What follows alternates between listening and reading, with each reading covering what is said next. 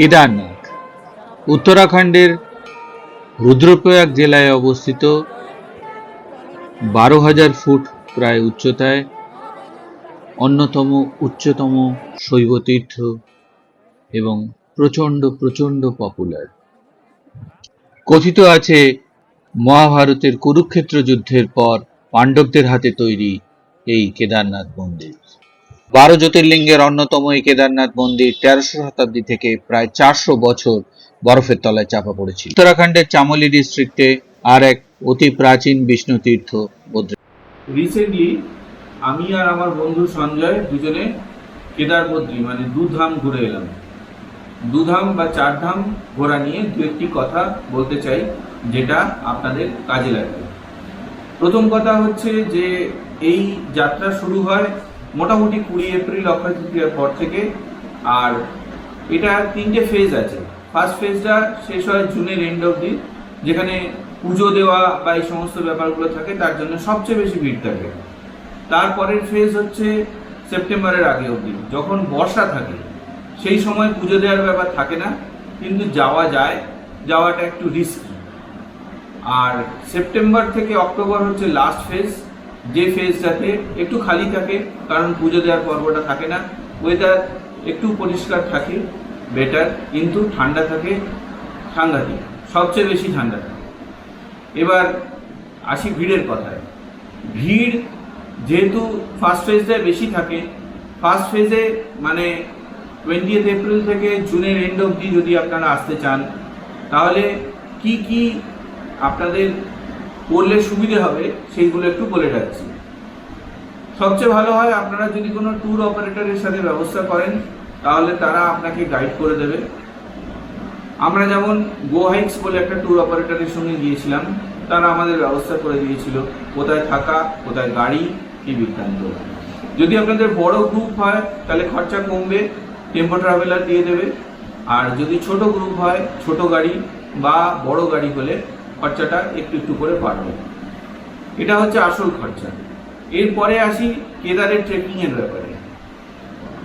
2013-তে মন্দাকিনী নদীর যে ফ্লাড এসেছিল, তারপর থেকে কেদার, গৌরীকুণ্ড, সোনপ্রয়াগ এগুলোর ভৌগোলিক অবস্থান এবং গুরুত্ব সবই বদলেছে। তো এই যে বদলটা হয়েছে, এই বদলটা কিন্তু অনেকেই জানেন না, কারণ অনেকেই 2013-র আগে গেছেন, যেমন আমরাও 2013-র আগে গেছি। আমরা 35 বছর আগে গিয়েছিলাম, আমরাই দুজন, আবার একসঙ্গে আমরা দুজন 35 বছর পরে এলাম। তো গৌরীকুণ্ড স্ট্রিং করে এমন একটা ছোট্ট জায়গায় এসে দাঁড়িয়েছে যে গৌরীকুণ্ডে থাকা এখন খুব মুশকিল, না থাকাই ভালো। আপনারা কমফোর্টেবলি থাকতে চাইলে এবং কমফোর্টেবলি কেদারে যাত্রা করতে চাইলে বেটার আপনারা সোনপ্রয়াগে থাকুন, বা তার আগে রামপুর, সীতাপুর এরকম কোনো জায়গায় থাকুন, যেখান থেকে লাগেজ রেখে, মানে বড় লাগেজ আপনাদের রেখে, একদিনের জন্য ছোট লাগেজ যেটা আপনি ক্যারি করতে পারবেন সেটা নিয়ে আপনাকে ঘোড়ায়, পালকিতে বা আপনাকে পিট্টুতে করে বা হেঁটে যেতে হবে কেদারে। কেদারে যাওয়ার জন্য আপনাকে মোটামুটিভাবে ট্রাভেল করতে হবে 20 কিলোমিটারের মতো যদি হেঁটে যান। আর সোনপ্রয়াগ থেকে বেশ খানিকটা, মানে 3 কিলোমিটার প্রায় হেঁটে গৌরীকুণ্ডের মুখ অবধি যাওয়ার জন্য রয়েছে শাটল গাড়ি। সেখানে 10 জন করে নেয়, 50 টাকা করে নেয়, গৌরীকুণ্ডের মুখ অবধি নামিয়ে দেবে। এবার সেখান থেকে শুরু হবে হাঁটা, একটু ডুলি অথবা ঘোড়া। যাদের 50 বছরের উপরের বয়স, যাদের শারীরিক সক্ষমতা খুব বেশি ভালো নয়, তারা কিন্তু কোনো রকম রিস্ক নেবেন না। তার কারণ এই রাস্তার অর্ধেকটা রাস্তায় কিন্তু প্রচণ্ড চড়াই, আর বাকি রাস্তাও কিন্তু বেশ ভালো চড়াই। প্রথম যে 7 কিলোমিটার বা 8 কিলোমিটার রাস্তা রয়েছে রামবাড়া অবধি, রামবাড়া পুল অবধি, সেই রাস্তাটা মডারেটলি চড়াই। তারপর থেকে ছোটা লিঞ্চলি, বড়া লিঞ্চলি হয়ে কেদার অবধি সাংঘাতিক চড়াই। আপনারা যদি পারেন ঘোড়া নিয়ে নেবেন। ঘোড়ার আজকের রেট যাচ্ছে এই বছরে ওদের স্ট্যান্ডার্ড সরকারি রেট 3,500 টাকা। যদি অন্য কোনো জায়গা থেকে নেন তাহলে কিন্তু বার্গেন হবে, সেই বার্গেনটা আপনারা করে দেখবেন কি দাঁড়ায়। ঘোড়া নেওয়ার জন্য আর একটা জিনিস বলি, সেটা হচ্ছে ওই যে একটা জায়গা আছে গৌরীকুণ্ড থেকে 500 মিটার এগিয়ে, যেখানে আপনাকে 60,000 টাকা জমা দিয়ে একটা পার্চি নিতে হবে। সেই পার্চির ওপরই আপনাকে ওরা ঘোড়াওয়ালাকে সেট করে দেবে, ঘোড়াওয়ালা লাইসেন্স দিয়ে দেবে, সেই লাইসেন্স অনুযায়ী আপনাকে সেই ঘোড়াটা আপনার জন্য অ্যালাউ করে দেবে। মানে ঘোড়াওয়ালা লাইসেন্সটা আপনার কাছে জমা হিসেবে থাকবে, আপনি পৌঁছে গিয়ে ওকে আবার হ্যান্ড ওভার করে ফেরত দেবেন। আপনাকে কাউন্টারে সমস্ত 3,500 টাকা জমা দিয়ে দিতে হবে। এবার কেদারে গিয়ে ওরা আপনাকে নামাবে। কেদারে জিএমভিএন যে কমপ্লেক্স আছে তার থেকে 1 কিলোমিটার আগে ঘোড়া স্ট্যান্ড থেকে জিএমভিএন 1 কিলোমিটার, আর ওখান থেকে মন্দির কমপ্লেক্স আরও 1-1.5 কিলোমিটার, মানে 2.5 কিলোমিটার অবধি আপনাকে হেঁটে যেতে হবে। এবার আপনার যদি 50 বছরেও শারীরিক অবস্থা ভালো থাকে, আপনি যদি মনে করেন আমি 20 কিলোমিটার মতন হাঁটতে পারবো, তাহলে আপনি অবশ্যই হেঁটে যেতে পারেন। আর পিট্টুর রেট আছে মোটামুটিভাবে 10,000 টাকা। পিট্টু মানে বাস্কেট বলে ওরা, একজনকে পিঠে নিয়ে যায়। তো এটা ডিপেন্ড করে বডি ওয়েট কত, আপনি আপনার ব্যক্তিগত দরদস্তুর করার ক্যাপাসিটির উপর। আর ডুলির খরচ কোনো ঠিক নেই, এরা ওটাকে পালকি বলে। এই পালকিতে 18,000, 20,000, 25,000 যেমন দরদস্তুর করে হবে সেরকম জায়গায় আসে।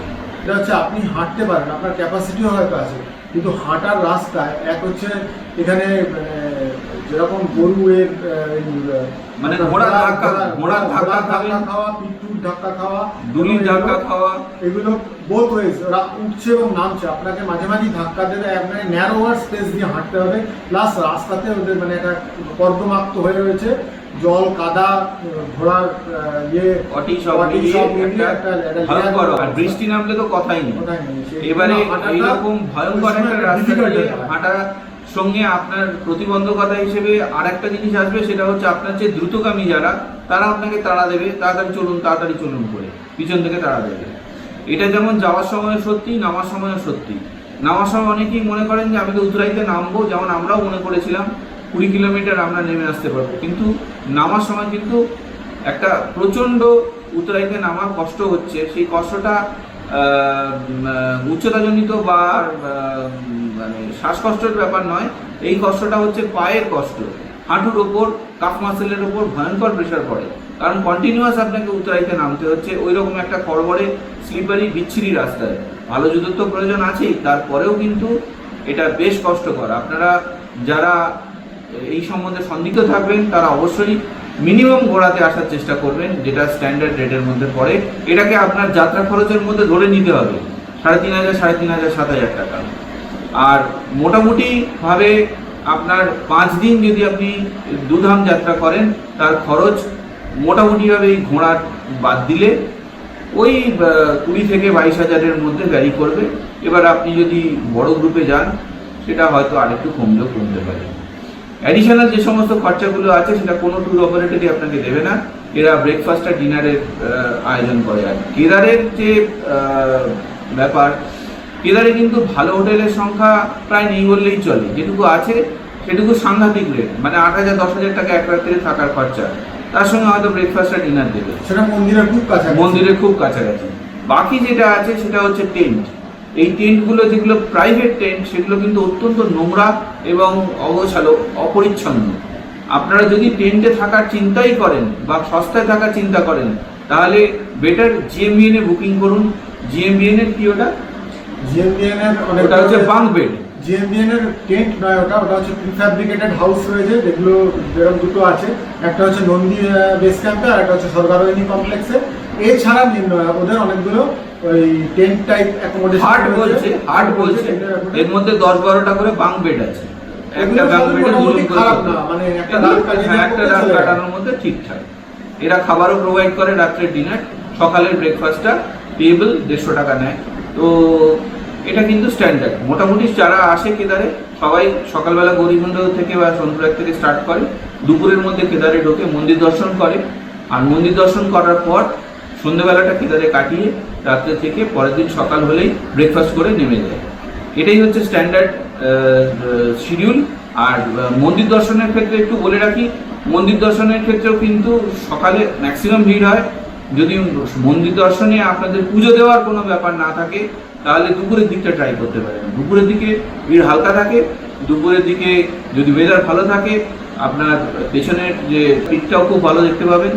আর সন্ধ্যেবেলাও মোটামুটি ফাঁকা থাকে, 1.5 থেকে 2 ঘন্টায় হয়তো হয়ে যাবে। এখন এই সমস্ত যে পিলগ্রিমেজগুলো রয়েছে, যেগুলো টপ নচ পিলগ্রিমেজ, এগুলোর কিন্তু অসম্ভব ডিমান্ড। তার জন্যে 3 ঘন্টা 4 ঘন্টা লাইনে দাঁড়াতে হতে পারে। বদ্রীনাথের ক্ষেত্রেও সেই একই জিনিস অ্যাপ্লিকেবল। আপনি মন্দির দর্শন করতে গেলে আইদার দুপুরে বা সন্ধ্যেবেলা ট্রাই করুন। যদি পুজো দেওয়ার ব্যাপার থাকে তাহলে সকালে ট্রাই করতে পারেন। যদিও বদ্রীনাথের সকাল সন্ধ্যে দুবেলাই পুজো নেয় দেখেছি, এবং রাতে আমরা প্রায় 8:30টার পরে ঢুকেছিলাম। 2 ঘন্টা লাইন দিয়ে 10:30টায় আমরা বেরিয়েছি। প্রচণ্ড ভিড়, ঠেলাঠেলি, অব্যবস্থা এখানে রয়েছে, এবং দর্শনার্থী যারা আছে তাদের মধ্যে বাঙালির সংখ্যা খুব যে বেশি আছে তা নয়। বিভিন্ন স্টেট থেকে আসছে, তাদের হাইজিন সেন্সও খুবই কম। এটা কিন্তু একটা বিরাট প্রবলেম। যদিও বদ্রীনাথে আপনার হাঁটার কোনো ব্যাপার নেই, মন্দিরে পৌঁছানোর জন্য গাড়ি আপনাকে এসে পৌঁছে দেবে, কিন্তু হরিদ্বার থেকে বদ্রীনাথ 312 কিলোমিটার, প্রায় 10 থেকে 11 ঘন্টা লাগে। এই ধকলটা আপনি নিতে পারবেন কিনা সেটা দেখবেন। যদি না নিতে পারেন এটা 2 ভাগে ব্রেক করে নেবেন। 150 কিলোমিটার হচ্ছে রুদ্রপ্রয়াগ, আর বাকি 150 কিলোমিটার হচ্ছে রুদ্রপ্রয়াগ থেকে বদ্রীনাথ। তো এটা 2 ভাগে ভাগ করে নিলে আপনার যদি সময় পারমিট করে তাহলে সুবিধা হবে। তাড়াতাড়ি করতে গিয়ে নিজের ধকল বাড়িয়ে বিপদ ডেকে আনবেন না, এটা আমাদের সাজেশন। হেলিকপ্টার সার্ভিস, অনলাইন দর্শন, ভিআইপি দর্শন, এই অনলাইন বা ভিআইপি দর্শনের ব্যাপারটা কিন্তু অদ্ভুত ব্যাপার। এরা অনলাইন দর্শনের ক্ষেত্রে যা যা লেখা থাকে ওয়েবসাইটে তার কোনোটাই খুব একটা কেদারে ফলো হয় না, এবং বদ্রীনাথেও কতটা ফলো হয় আমার সন্দেহ আছে। ফিজিক্যালি লাইন দিয়ে প্রথম 80 জনকে ওরা 5 জন করে, মানে একটা টিকিটে 5 জন করে 7,500 টাকা নিয়ে পুজো দেওয়ার ব্যবস্থা করে দেবে, যেটা হচ্ছে এক্সিট গেট। সেখান থেকে ওই 1-1.5 ঘন্টা ওই আরতির সময়, সন্ধ্যেবেলা আরতির সময়, এই 7টা থেকে 7:30 8টার মধ্যে ওরা ঢোকাবে, 2 মিনিট দাঁড়াতে দেবে না, এবং মূর্তি স্পর্শ করা যেতে পারে মোটামুটি। তো এটা করে ওরা একটা দর্শনের ব্যবস্থা করেছে। তাছাড়া জেনারেল দর্শনে আপনাকে কোনো স্পর্শ দর্শন সকালে ছাড়া হবে না, আর অন্য সময় আপনি গিয়ে মন্দিরের গর্ভগৃহে ঢুকে দর্শন করে বেরিয়ে আসতে পারবেন। তবে হেলিকপ্টার সার্ভিসের কথাটা বলা অত্যন্ত ইম্পর্টেন্ট। সবাই ভাবে যে আপনি কেদার হেলিকপ্টারে যাব, কিন্তু হেলিকপ্টার সার্ভিস আপনি সিজনে কোনোদিনই পাবেন না। যেভাবে ব্যবস্থা করা আছে আপনি সবসময় ওয়েবসাইট খুলে দেখবেন যে অলরেডি বুকড, বিজি, এই সমস্ত। এখানে কিছু এজেন্ট আছে যাদের কাছে এদের ব্ল্যাকে টিকিট থাকে, এবং তারা স্ট্যান্ডার্ড যে রেটটা 4,000 টাকা, তার জায়গায় এরা 10, 15, 12 যা ইচ্ছে হাঁকে। এবং এটার মধ্যে আবার ফ্রড আছে, আপনার কাছ থেকে টাকা নিয়ে নেবে, আপনাকে হেলিকপ্টারে চড়াবে না। তো হেলিকপ্টারের কথা মোটামুটি ভুলে যাওয়াই ভালো। যদি জোগাড় করতে পারেন সোর্স অন স্পট, আগে থাকতে টাকা দেবেন না। যদি দেন তাহলে কিন্তু ফ্রড হওয়ার চান্স আছে।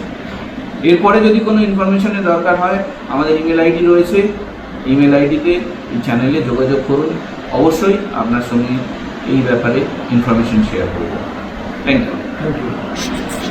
দুধাম, কেদার, বদ্রী বা 4 ধাম, সঙ্গে গঙ্গোত্রী, যমুনোত্রী যাওয়ার জন্য রেজিস্ট্রেশন বাধ্যতামূলক।